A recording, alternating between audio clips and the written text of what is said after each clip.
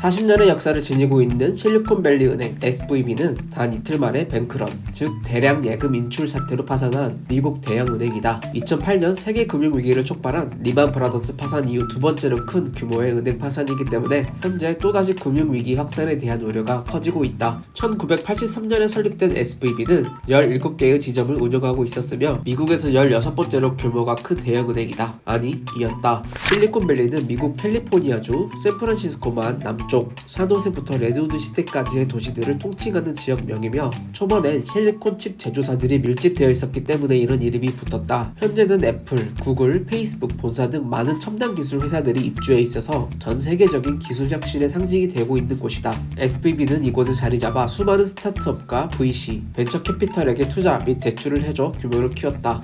SVB는 포커게임 때문에 설립이 된 기업이다. 1982년 당시 은행골에 종사하던 빌 비커스타프와 그의 동료 로버트 메데아리스가 포커게임 도중 실리콘밸리에 막 들어서기 시작한 신흥 기술 산업에 투자 사업 아이디어를 제안했다. 그들은 그 자리에 있던 사람들에게 그들의 비즈니스 모델을 보여주기 위해 포커칩을 사용했다. 결국 그들은 추후 SVB 최초 창립자들이 되었다. SVB가 처음부터 탄탄대로였던 건 아니다. 당시만 해도 인터넷조차 대중화되기 전이라 투자자들을 설득하기가 쉬운 일은 아니었다. 1987년 나스닥에 상장한 SVB는 90년대에 인터넷 붐이 막 시작되고 IT 기술 스타트업 자금 조달 수요가 급증하면서 폭발적인 성과를 내기 시작했다. 1995년 SVB는 온라인 뱅킹 서비스를 제공한 최초의 은행 중 하나가 되었으며 이는 디지털 기술 안목이 있었던 고객들을 유치하는 데 큰 도움이 되었다. 이 서비스는 당시로는 굉장히 혁신적인 개념이었으며 이후 많은 은행들이 너도 나도 따라하기 시작했다. 참고로 우리나라는 1999년 7월에 최초로 인터넷 뱅킹 서비스가 도입이 되었다. SVB 역시 2000년 초반에 발생한 닷컴 버블을 피해갈 수 없었다. 당시 많은 고객이 부도나 파산하게 되며 막대한 손실을 입었다. 다행히 벤처 투자가들과의 긴밀한 관계를 유지한 덕분에 SVB는 금융위기를 극복할 수 있었다. 이를 계기로 SVB는 엄격한 여신 감독 체제를 도입하고 대출 허가 기준을 상향했다. 또한 SVB는 이때부터 오로지 IT 테크에만 의존하지 않고 의료, 생명과학, 에너지, 미디어 등 다른 분야로 확장하는 등 서비스를 다양화시켰다.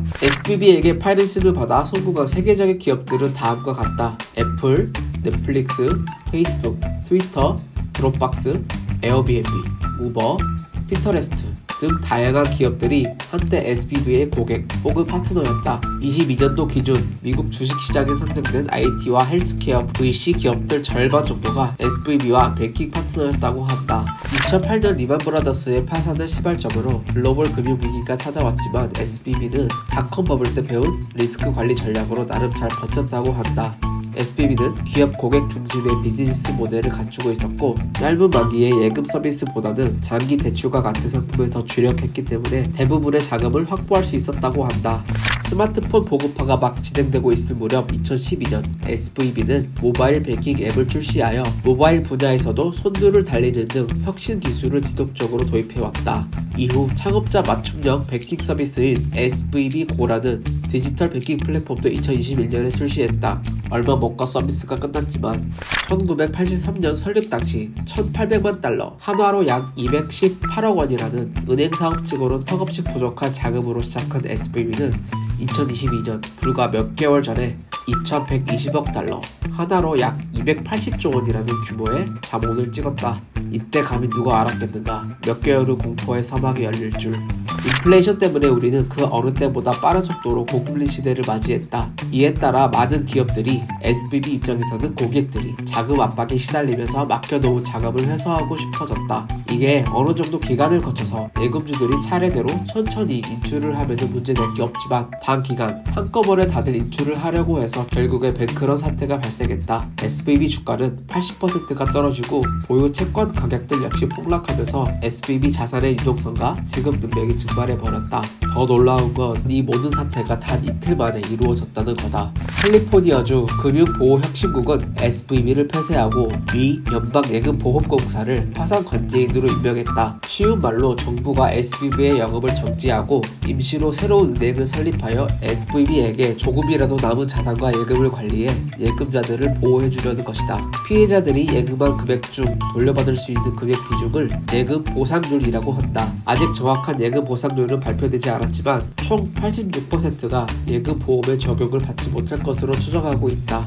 일각에서는 대기업들의 직접적인 피해는 없기 때문에 금융권 전반으로 위기가 확산될 가능성은 낮다고 하는데 잘 모르겠다. 2023년 기준 SVB는 실리콘밸리 스타트업들의 44%를 고객으로 두고 있고, 이 정도 여파면 미국 중소형 기업들의 도미노 줄도서는 물론이고 세계 전반적인 경제 생태계에 충분히 막대한 충격을 줄 수 있다고 필자는 생각한다. 참고로 SVB 최고 경영자인 베커 회장은 파산 위기 직전 보유 지분을 대거 팔아치우며 현재 도덕적 해이 논란에 휩싸이고 있다. 은행은 예금주들에게 받은 돈을 최소한만 보유하고 다 대출로 뿌릴 수 있다. 이 최소 보유 금액을 지급 준비율이라고 한다.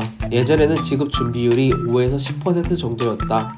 즉 은행이 100만원 정도의 예금을 받으면 그중 5에서 10만원 빼고 다 대출로 줄 수 있다는 뜻이다. 어차피 예금자들 통장에는 돈이 잘 있다고 표시될 것이고 대출 혹은 채권은 이자까지 쳐서 언젠가는 받을 수 있기 때문이다. 은행 입장에선 예금자들이 한 번에 보유 예금을 넘는 금액만 찾아가지 않으면 뱅크런이 발생할 일이 없다. 그런데 조금 어이가 없는 게 코로나19 이후 미국 은행의 지급 준비율이 0%가 됐다. 즉 고객들이 은행에 맡긴 돈 100%를 다 대출로 줄 수 있다는 뜻이다. 폰지 사기 아니냐고? 그렇다. 원래 현대 자본주의는 기울어진 운동장이고 다 스캠이다. 우리는 통상적으로 다단계나 폰지를 부정적으로 보고 대부분의 국가에서 불법으로 간주한다. 그런데 세력들은 이걸 합법적으로 우리에게 사기를 치고 있는 거다. 이게 진정한 빨대 쪽쪽이 아닐까? 이 영상을 시청하는 모든 분들은 부디 이쪽 세상의 99.99%는 존재할지라도 100%는 존재하지 않다는 걸 깨닫길 바란다. 건실한 은행에 맡겨놓은 내 돈이 하루아침에 증발해버릴 줄 감히 누가 알았겠는가.